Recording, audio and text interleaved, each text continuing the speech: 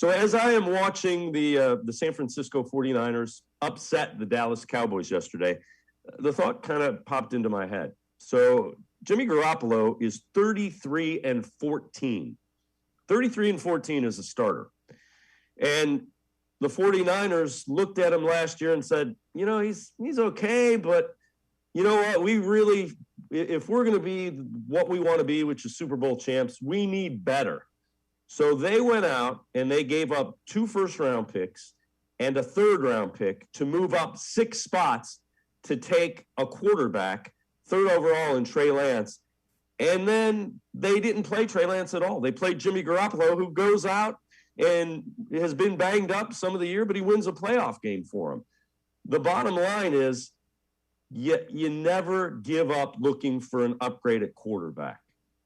Unless you have Tom Brady, Aaron Rodgers, or one of the ultra elites, you should always be looking to upgrade the quarterback position because it's that important. No question about it. And I mean, I don't know what kind of options are realistic for the Browns in this offseason. I don't know if there's a trade where they can get Russell Wilson, Aaron Rodgers, or Deshaun Watson. I don't know if that's going to happen. There's a bunch of fans on Twitter that want to take Derek Carr from the Raiders. And after what happened with the Raiders and all the stuff that happened, and Derek Carr still leads into the playoffs, and then they're one play away from tying that game in Cincinnati, no way. There is no possibility in my mind Las Vegas moves on from Derek Carr unless there is something else going on in the works, if they just decide they want to start fresh with somebody else or whatever. But when it comes to Garoppolo, I look at, him and Baker in a very similar way. Obviously, Garoppolo's older. He's won a lot more games. I do think he's a little better, but I also look at it in the lens of who he's got to work with. He's got 2 of the best playmakers in football. George Kittle, you can argue, is as good a tight end as there is in the NFL. He's an absolute walking mismatch. That's a term I absolutely love using when I'm talking about skill players, but he really is. He's big, he's fast, he makes incredible plays. And then we saw Deebo Samuel just absolutely erupt and turn into a guy who can catch the ball, score touchdowns, and you can even put him in the backfield and he can go for touchdowns. When you have 2 elite weapons like that, it makes any quarterback better. And can't forget also in that 4th quarter that Garoppolo didn't quite make the plays needed to take the game out of the hands of the Cowboys and out of his defense, where a quarterback draw with 15 seconds left isn't what's needed to get you the win. A couple first downs gets the job done or whatever, and all those things would bode well for San Francisco when that happened, but he didn't close the game out. The Dallas has kind of wasted away that opportunity, with penalties, with poor execution late. But, I mean, Garoppolo did his part. He played very well early. I will give him a lot of credit for that. But I see in that game, I saw some of the issues that you see with Baker, just not executing as crisply as you need to in the 4th quarter. And if the Browns were to do that, I could understand it. You have some competition there, but I think it's more lateral than most people think.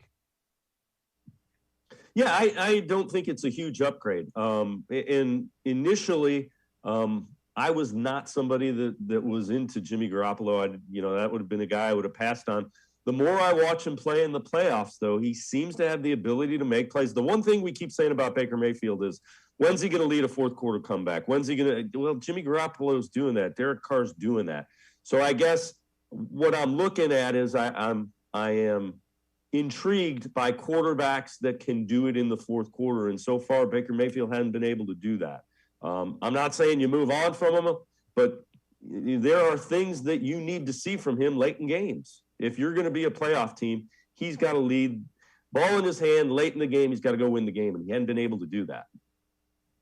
Yeah, absolutely. I agree with you 100%. And I think that's got to be part of his approach to the offseason is, what does he have to do better in the 4th quarter? How does he execute in those situations, when all the pressure in the world's on him? And, I mean, there were about, I think, 4 or 5 times where, the ball's in his hands in the final minutes with a chance to win, and really only one time can you say it wasn't his fault that he didn't get the job done, and that was against Pittsburgh with the Jarvis Landry fumble and then the drops at the end on the 3rd and 4th down that put the game in the way and gave the win to the Steelers. But, the quarterback's got to be able to find a way to get it done, and I think that it seems mental at this point with Baker, that, you know, he struggled so many times in those situations that maybe something mentally with him and his approach in those situations has to change. And that's something that I think just that has to be worked on the offseason. He needs to get with a coach, a quarterback coach or whatever, who can work with him on these things, you know, figure out what he's seeing, you know, how to make sure that when everything's on the line, he simplifies and just does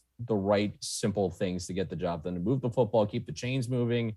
He doesn't need to be Superman in the fourth quarter. He just needs to be a guy who just does his job and gets everyone else a chance to make their own plays. And it's just part of the growth process, but it's something clearly he has to work on this offseason as much as anything else.